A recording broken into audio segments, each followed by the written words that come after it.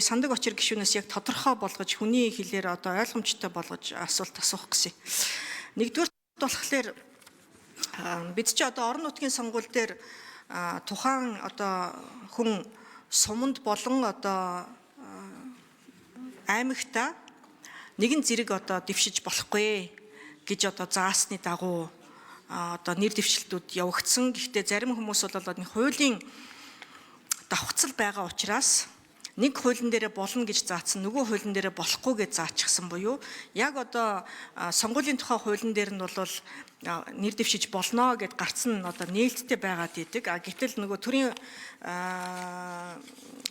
Монгол Улсын засаг захиргаа нутаг дэвсгэрийн нэгж түүний удирдлагын тухай хуулийн 41-2 дээр болохоор болохгүй гэж заагаад өгчихсөн байгаад идэг. Ингээд ийм зөрчилтөө хуулийн улмаас тухайн одоо суманд болон одоо аймагта нэр дэвшсэн иргэдийн зүгээс гэдэг юм уу эсвэл одоо бусад хүмүүсээс цэцэд хандсан байгаа. За яг энэ 41-2 чинь одоо үндсэн хуульд зөрчсөн юм уу үгүй мүү гэдэг одоо ийм шийдвэрийг одоо гаргаж өгөөч ээ, дүгнэлтийг гаргаж өгөөч ээ гэж.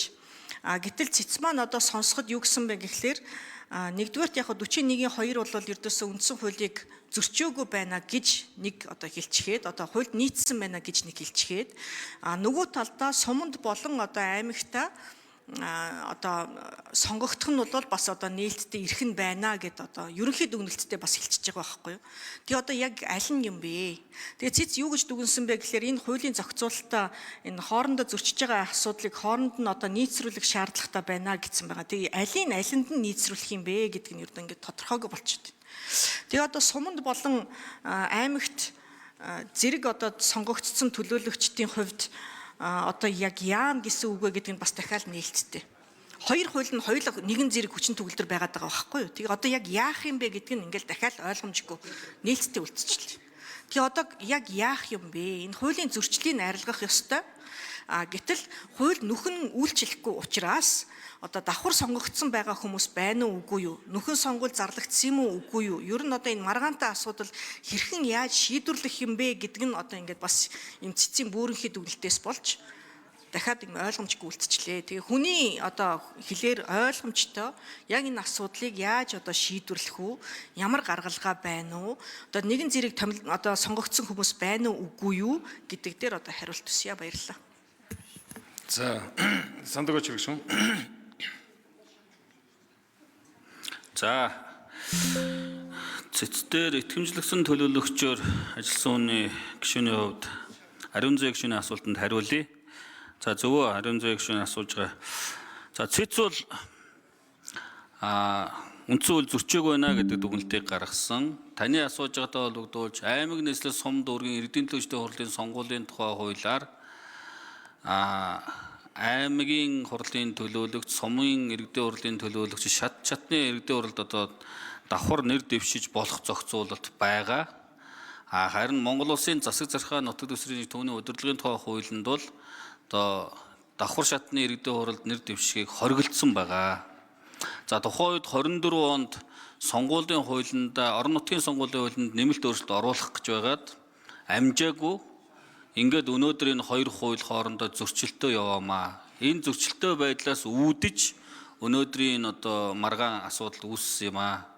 Тийм учраас цэцгийн дүгнэлт бол аймгийн иргэдийн хурлын төлөөлөгч бол аймагта, сумын иргэдийн хурлын төлөөлөгч сумандаа бай гэдэг давхар одоо сонгуульт ажилтаа байж болохгүй гэдэг ийм одоо цэцгийн дүгнэлтийн агуулга бол энэ юм аа.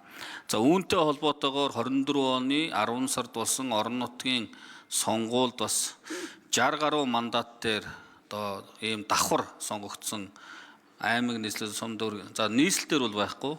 Аймаг сум дээр бол байгаа.